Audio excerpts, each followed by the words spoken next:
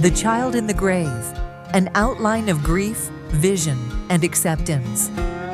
The small village was cloaked in sorrow. A shadow had fallen upon one home, the death of their youngest, a boy of only 4 years. He was the baby of the family, their only son, cherished beyond measure. His absence left a void that echoed through the house, a constant reminder of their profound loss. The parents and sisters were heartbroken, their lives irrevocably altered. The mother, especially, was consumed by grief. She had nurtured him from infancy, her days and nights woven with his care. The loss felt like a tearing away of a part of herself. She could not fathom a future where his laughter no longer filled their home. The world seemed to have lost its color, its joy extinguished with his passing. Initially, she had clung to her faith, believing God would spare her precious child. She prayed with fervent desperation, begging for a miracle. But her prayers went unanswered, and her faith began to crumble. She questioned God's wisdom, His compassion, His very existence. If He was all-knowing and all-loving, how could He allow such suffering? The finality of death crushed her, leaving her adrift in a sea of despair. She withdrew from her husband and daughters, unable to share their burden or offer them comfort. Her heart was a locked room, filled only with the echoes of her son's life. Memories of his innocent smile, his playful voice, haunted her waking hours. She replayed their moments together, clinging to each precious detail. The world outside faded away, replaced by the vivid landscape of her grief. The funeral was a blur, a procession of sorrow and empty words. She stood numbly by the coffin, her heart a leaden weight in her chest. Exhausted, she fell asleep near the coffin, seeking a moment's respite from the pain. But even in sleep, there was no escape. She was denied a final viewing of her son's face, a last chance to say goodbye. She felt utterly abandoned, forsaken by both God and her fellow humans. Days turned into weeks, and the mother existed in a perpetual daze. She was unable to perform even the simplest tasks, her mind clouded by grief. Her thoughts wandered aimlessly, circling back to the same unbearable truth. Her family tried to console her, to offer words of comfort, but their efforts were futile. She was lost in her own private world of sorrow, unreachable and inconsolable. One night, driven by an irresistible urge, she crept out of the house. The moon cast long shadows across the deserted garden as she made her way towards the cemetery. She walked through the field, her feet barely touching the ground. Her focus was solely on reaching her son's burial place, the only place where she felt close to him. The world around her ceased to exist. Only the pull of the grave mattered. She knelt at the grave, the cold earth pressing against her knees. Memories flooded her mind, overwhelming her with a fresh wave of grief.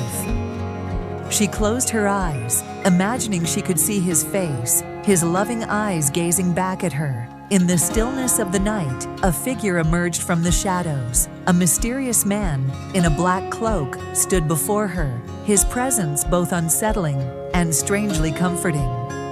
The man spoke, his voice a low murmur that seemed to resonate within her soul.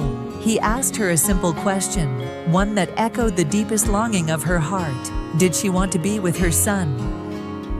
Without hesitation, she accepted his offer. The ground beneath her feet began to give way, as if opening a path to another world. The man enveloped her in his cloak, and she felt herself falling into the darkness. She found herself in a majestic room, bathed in a soft, ethereal light. The air was filled with a sense of peace and tranquility she had not felt since her son's death. And then she saw him, her son, more radiant and handsome than she had ever remembered. A soothing melody filled the air, washing over her with a wave of comfort. Her son smiled and took her hand, leading her deeper into the room. He told her that life beyond the curtain was more beautiful than she could ever imagine. He introduced her to his friends, though she could not see them, only sense their presence. He explained that he could fly to heaven with his friends, soaring through the clouds to a place of eternal joy. He turned to her, his eyes filled with love and understanding. He asked her to let him go, to allow him to join his friends on their journey. He promised that she would see him again someday, that their separation was only temporary. But the mother clung to him, unable to bear the thought of losing him again. She wanted to hold him forever, to keep him safe from harm. Suddenly, she heard a voice calling her name. It was her father, his voice filled with worry and desperation, calling from the roof of their house. She heard the lamentations of her sisters, their cries of grief echoing through the night. She remembered her remaining family, her husband and daughters, who needed her. A wave of fear washed over her, the fear of abandoning them to their own sorrow. Her son smiled sadly and pointed towards a distant light. He told her that the bell of heaven was ringing, signaling the dawn of a new day. A bright light filled the room, blinding her momentarily. She closed her eyes, and when she opened them again, she was lying on her son's grave. She realized that she had experienced a dream, a vision sent to her by God. She understood that He had enlightened her mind, offering her a glimpse of the afterlife. She knelt on the cold earth and prayed for forgiveness. She had questioned His will, doubted His love, and succumbed to despair. She asked for forgiveness for wanting to keep a soul that belonged to God. She acknowledged her duty to her living family, her responsibility to guide and protect them. As she prayed, a sense of peace settled over her. Her heart felt lighter, as if a great weight had been lifted from her shoulders. The sun had risen, painting the sky with hues of gold and rose. Birds were chirping in the trees, and the distant sound of church bells filled the air. She felt her suffering lessen, replaced by a newfound sense of hope. She hurried home, eager to embrace her family and begin the long journey of healing. She entered the house quietly and went to her husband's side. She kissed his sleeping face and gently woke him.